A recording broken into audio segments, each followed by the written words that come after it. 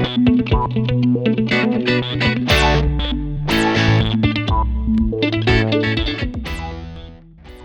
this video, I'm going to show you how to install siding on your new shed.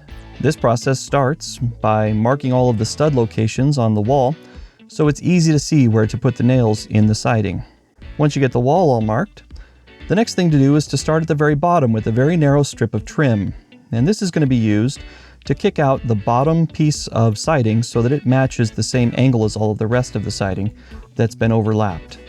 Next, I need to measure out exactly how long the siding needs to be, and then I can get going cutting it on my chop saw.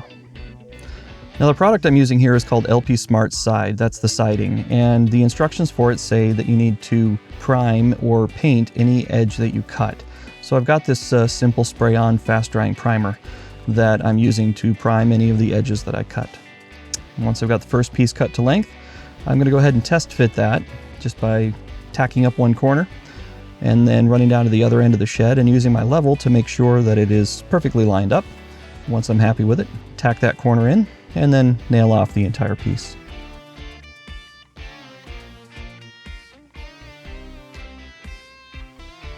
Now, one other thing that's somewhat unique to this Smartside product is that it can expand and contract with the weather. And as such, they, in the instructions, say that you need to leave a gap at the ends so that it doesn't buckle as it expands and contracts. So you'll see I'm using my triangle here to make sure that the ends are set with a little bit of a gap. The thickness of my triangle is just about 1/4 inch or so, which I think they recommend about a 3/8 inch gap. So as long as my triangle fits in there fairly loosely, then I'm happy with the gap that it leaves. So the actual siding process is pretty straightforward. I built these siding gauges that I'm using to support the siding and make sure that the reveal is set exactly right.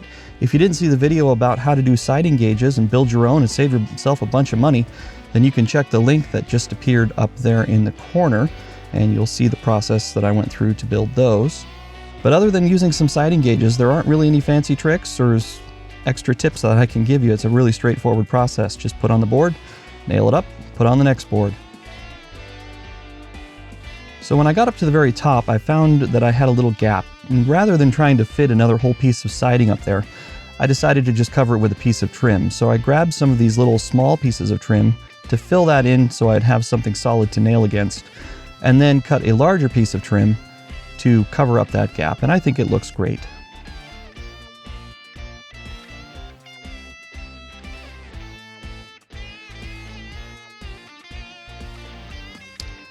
And siding the rest of the shed was very much just the process of repeating what I'd already done.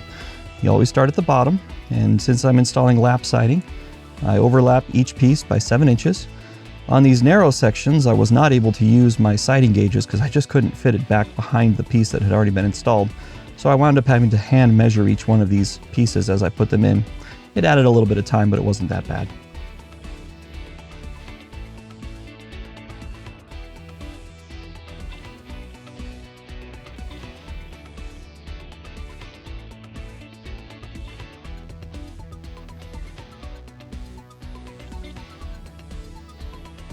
In fact, installing most of these straightforward pieces was easy. What took a lot of time was when I got up here to this corner and started having to very carefully measure and mark and cut out these interesting shapes to fit around the existing trim and to get up into the angled areas.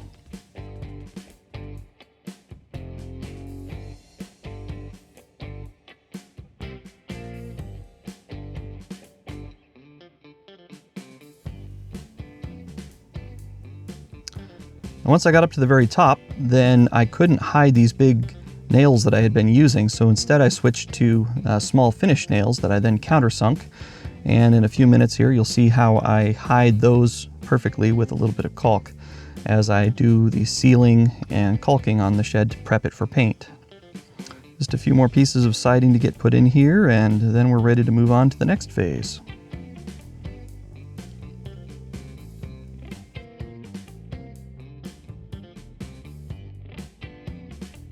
All right, all the siding is done, except I've got these kind of ugly seams in a couple of spots where things didn't quite line up perfectly and had a little piece of vent break off. So I decided to just cut some extra pieces of trim and just cover those over. There was one at each peak of the roof, and then there were a couple along the sides where I had to seam the eaves.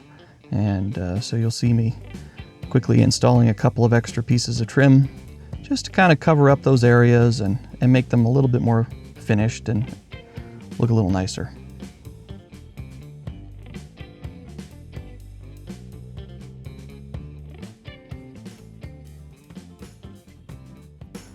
All right, so the siding is completely finished. All of the trim is on, and I think it looks really good. It's not quite ready for paint yet though. I still need to go through and caulk all of the nail holes and fill all of those gaps that I mentioned, the expansion gaps, with some sealant that will allow the siding to still expand and contract as it needs to, but still remain watertight against the edges and the corners. Here's a little better example of the gap that I'm talking about. It's, about 1/4 or 3/8 of an inch.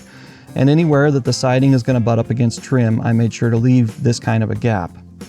And filling this is, there's lots of products to choose from for when it comes to filling this. I went with this thing called OSI Quad, I guess. It was one of the recommended products from the siding manufacturer.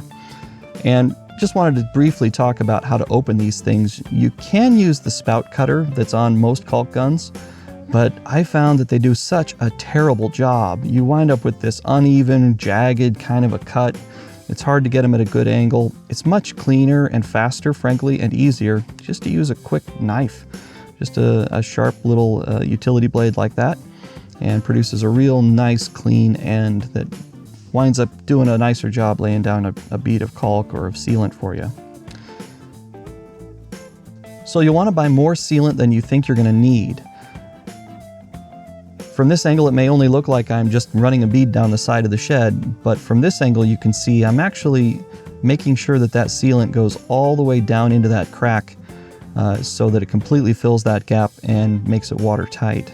Now the caulk gun doesn't leave a great finish, and so I came back over it with my finger to smooth it out and to make sure that there were no extra gaps or voids that needed a little extra. And then I used my finger to kind of feather in the sealant to the texture of the siding. And it looks pretty terrible now, but it's going to be blended in perfectly when you paint. As soon as you throw some paint on there, you won't really see where the caulk ends and the siding begins. Finally, I used a different kind of a sealant for the nail holes, and the reason for that is that the sealant that you use for the expansion and contraction gaps specifically says do not use this to cover nail holes. So I'm using this other kind of caulk that is specifically designed for covering nail holes. And again, I just squirt a little bit into each of the holes and then kind of smooth it out or feather it out with my finger. And again, it's merely to blend it in with the texture of the siding so that it hides these nail holes a little bit better. And that's it. The shed is now ready for paint. So the siding is on, the sealant is all in, and it's really beginning to come together. I think it's looking really, really great. In the next video, I'm going to cover all of the prep work and all of the paint application for 3 different colors of paint that I'm going to wind up putting on this shed. So if you've enjoyed this video, I hope you'll join me then. You can click that subscribe button and ring the bell next to it to make sure you find out when I post the next video. And as always, thank you very much for watching.